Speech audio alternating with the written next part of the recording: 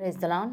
ఈరోజు దేవుని వాగ్దానము తిది ఫిబ్రవరి 9, 2026. యెషయా గ్రంథం 41వ అధ్యాయము 10వ వచనము. నీతి అను నా దక్షిణ హస్తముతో నిన్ను ఆదుకొందును. ఆమేన్. పడిపోతానేమో అన్న భయం ప్రతి ఒక్కరిలో ఉంటుంది. అది ఆరోగ్యదాయకమే. అనవసరమైన సాహసాలకు పూనుకోవడం జ్ఞానానికి సూచన కాదు.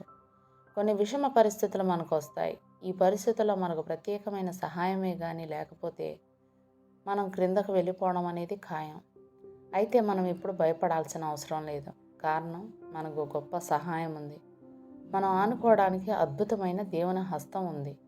గమనించండి, భూమి ఆకాశాలను వాటి స్థానాల్లో ఉంచే శక్తి గల, నైపుణ్యం గల ఆయన హస్తం మనకు సహాయకరంగా ఉంది. నీతి అన్న నా దక్షిణ హస్తంతో నిన్ను ఆదుకొందును అన్న వాగ్దానం ఆ విషయాన్ని స్థిరపరుస్తుంది.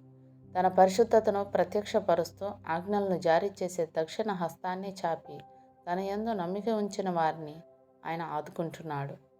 మనలో ఉన్న భయం మనకు ప్రమాదకారకం. మనలోని పరిశుద్ధ ఆనందం మనకు భద్రత. దేవుడు ఎవరినైతే తన దక్షిణ హస్తంతో ఆదుకుంటాడో అలాంటి వారి మీద సాతాను చేయి వేయలేడు. మన పాదాలు బలహీనంగా ఉండొచ్చు, అయితే దేవుని దక్షిణ హస్తం సర్వశక్తి గలది. మన ముందున్న మార్గం ఎగుడు దిగుడుగా ఉందేమో కానీ మనల్ని ఆదుకునే దేవుని దక్షిణ హస్తం అన్ని విధాలుగా బలమైంది. కాబట్టి మనం ముందుకు వెళ్ళిపోగలం.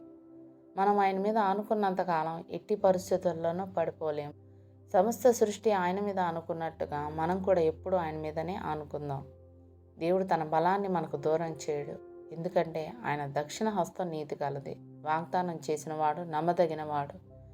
ఆయన దాన్ని తప్పకుండా నెరవేరుస్తాడు. తన కుమారుని ఎడల నమ్మకంగా ఉన్నాడు కాబట్టి మన ఎడల కూడా నమ్మకంగా ఉంటాడు. దేవుడిచ్చిన ఈ వాగ్దానాన్ని స్వతంత్రించుకొని ఆయన కృతజ్ఞతాస్తుతులు చెల్లించుకుందాం. అట్టి కృపా ధన్యత దేవుడు మనకు అనుగ్రహించునుగాక. ఆమేన్. దేవుడు తన పరిశుద్ధ వాక్యం మన వినికిడి యందు దీవించునుగాక. ఆమేన్.